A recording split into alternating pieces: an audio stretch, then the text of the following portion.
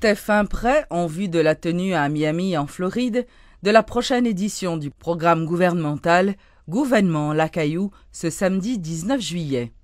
L'annonce a été faite ce mercredi par Abdel Nazer, coordonnateur de ce programme.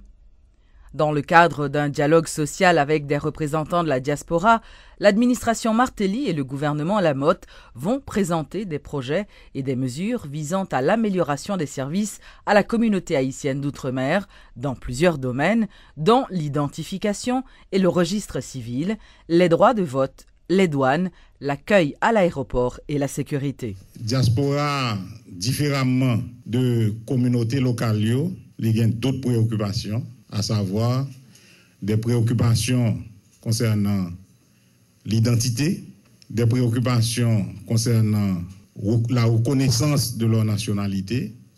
Est-ce que nous croyons que nous-mêmes, nous sommes haïtiens toujours, même si nous naturalisés? Diaspora a des préoccupations par rapport à la taxe de $1,50 sur les transferts que le gouvernement a utilisé pour le programme scolaire gratuit, ça veut le programme SUGOA. Et Diaspora a des préoccupations tout sur la question de sécurité, comment la sécurité est dans le pays. Et Diaspora a des préoccupations également sur les questions d'investissement. Comment que le gouvernement a aidé si on a besoin d'investir dans le pays. Et même d'autres préoccupations comme les questions douanières, leur gain et des produits que vous voyez dans le pays qui bloquent la douane, tout ça. Le Premier ministre Lamotte toujours dit, nous-mêmes, son dialogue de vérité que nous voulons faire, ensemble avec la communauté. Donc, dans ce sens-là, nous avons déjà identifié ça, les points qui sont irritants pour la diaspora. Et nous allons rencontrer dans Miami, comme nous dit, 19 juillet.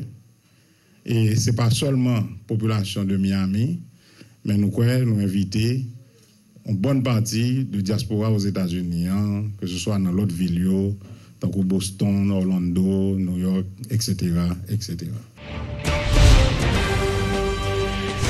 Le prix des carburants n'augmentera pas cette année, c'est ce qu'a confirmé le porte-parole du Premier ministre qui annonce que le gouvernement continuera de les subventionner. Pierre-Michel Brunache affirme que cette décision a été prise pour éviter de léser les plus vulnérables. En conclusion, selon M. Brunache, les prix resteront inchangés à la pompe. 213 dossiers sont actuellement à l'étude au cabinet du notaire Jean-Henri Séan dans le cadre du processus d'expropriation au centre-ville. 55 propriétaires ont déjà reçu leur indemnité. L'État compte dédommager tous les propriétaires grâce au concours du bureau de doléances dans la recherche des pièces, selon une annonce du secrétaire d'État aux Finances, Ronald Décembre. Alors que les tensions se sont un peu calmées concernant les opérations de démolition au centre-ville, les autorités veulent jouer la carte de la transparence. Le processus d'expropriation avance à grands pas, confie les responsables du comité d'acquisition amiable permanent. Sur les 5 blocs déjà démolis, 439 propriétaires ont été recensés pour 422 bâtisses. Au bureau du notaire Jean-Henri Séan, 213 dossiers ont été déposés sur les 439. 55 concernés ont reçu leur indemnité, alors que les dossiers de 158 autres sont actuellement à l'étude, révèle Ronald Décembre, secrétaire d'État aux Finances. Environ 158, il y a là-dedans qui ont par exemple, il y a environ 120 là-dedans qui ont un problème de titre. Et titre là, soit moun qui vient, il n'est pas mandaté, ou bien soit titre là, il y a un problème là-dedans pour la résoudre. Donc, notaire c'est envoyé, moun ça va le compléter, et à le compléter le dossier qui est déposé pour que les cas avancent avec le processus là. Pour le moment, les dossiers des personnes dont les maisons ont déjà été démolies sont prioritaires. En effet, le comité d'acquisition invite les 226 propriétaires qui ne l'ont pas encore fait à venir déposer leurs pièces au bureau de doléances.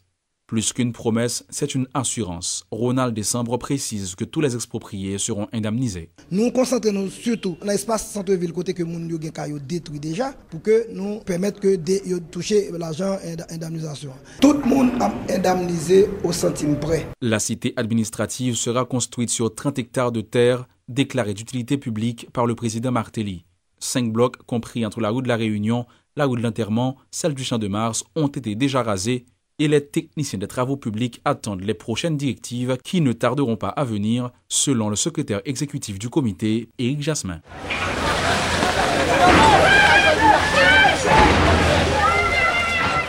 La tempête est passée et le processus y a résisté. La cité administrative se concrétise de jour en jour, bien que nombreux soient ceux qui pensent que le temps ne joue pas en faveur de l'équipe en place.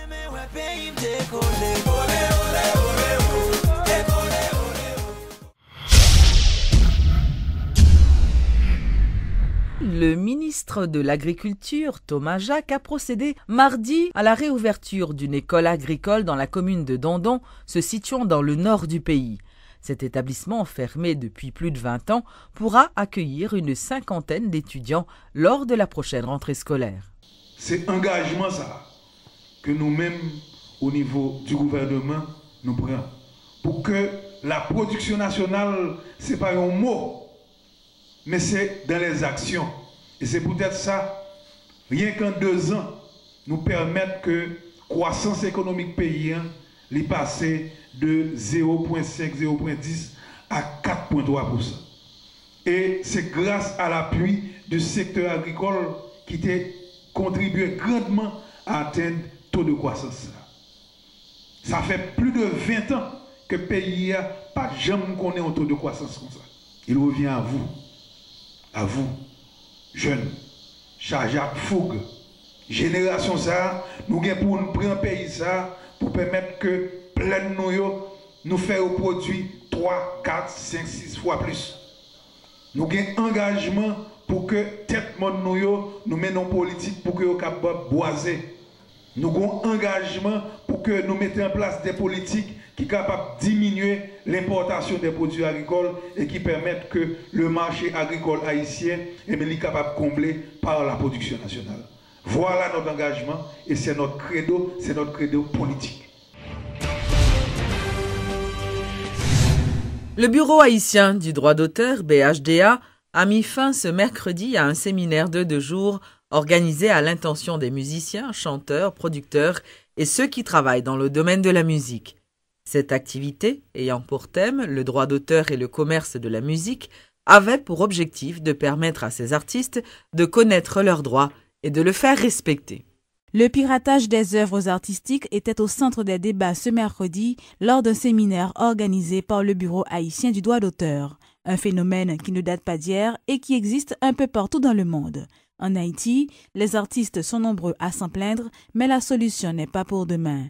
Entre-temps, le BHDA poursuit sa campagne de sensibilisation lancée depuis 2 ans, explique Esmeralda Milse, directrice des relations publiques. Par exemple, au cas où Emeline Michel qui a fait des spots pour sensibiliser les gens, pour dire les volets les œuvres artistes, les pirater les œuvres artistes, c'est un coup sans le bois. Parce que son travail que le fait, on pas supposé utiliser ce travail là sans autorisation. Et quand pile fois créateurs eux-mêmes, ils pas au courant de ça qu'a fait là, ils pas connaissent si c'est droit à violer. Donc c'est ça que fait nous-mêmes dans les vers acteurs qui dans ce secteur là pour qu'ils connaissent mais comment les doit faire et selon la loi parce que droit d'auteur là il est supposé respecter dans toute négociation qu'a fait. Tout le monde faut tenir compte de ça. Ce qui est bien défini dans le décret du 12 octobre 2005. Mais cela n'a pas empêché aux pirates de poursuivre leurs activités. Et c'est là que la justice intervient sur demande du Bureau haïtien du droit d'auteur dans le cadre de la lutte contre ce phénomène.